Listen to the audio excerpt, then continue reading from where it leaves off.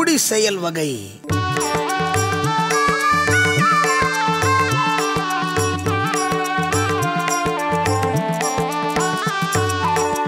கருமம் செய்ய ஒருவன் கை தூவேன் என்னும் பெருமையின் பீடுடையதில்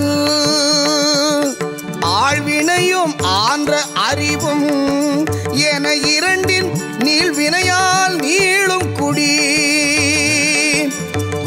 செய்வல் என்னும் ஒருவர்க்கு தெய்வம் மடித்தற்று தான் முந்துரும்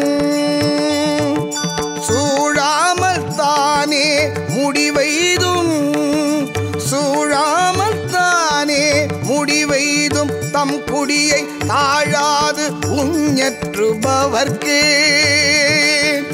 குற்றம் கிளனாய் குடி செய்து வாழ்வாரை சுற்றும் உலகு நல் ஆண்மை என்பது ஒருவர்க்கு தான் பிறந்த இல்லாண்மை ஆக்கிக் கொளல்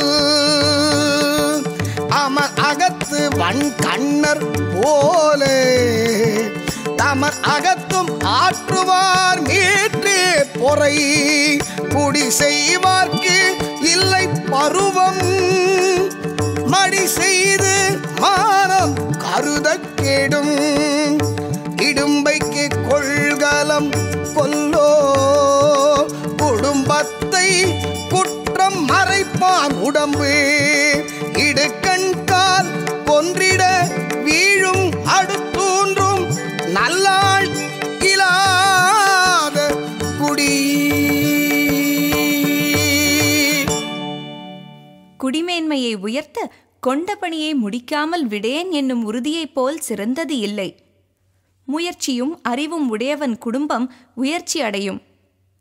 தன் குடி உயர பாடுபடுபவர்க்கு தெய்வம் ஆடையை இறுக்கிக் கட்டி துணைக்கு வரும். குடி உயர பெருமுயற்சி செய்வார்க்கு மேற்கொண்ட செயல் விரைவில் முடியும். குற்றமற்றவனாய் குடியை உயரச் செய்பவரை உலகோர் தம் சுற்றமாய் சுற்றி ஏற்பர். தான் பிறந்த குடியை ஆளும் தன்மையே நல்ல ஆளுமையாம். போரை தாங்கும் திறம் வலிமையுடையவர்க்கே, குடியுயர்த்தும் பொறுப்பு நற்குடி வல்லவர்க்கேயாம். ஒரு குடியை உயர்த்துவோர் காலத்தையும் மானத்தையும் கருத மாட்டார். குடியை உயர்த்த விரும்பும் கொள்கையுடையவன் உடம்பு துன்பத்திற்கு நிலைக்களம் போலாம். எதையும் தாங்கும் ஆண்மகன் பிறவாத குடும்பமாகிய மரம் துன்ப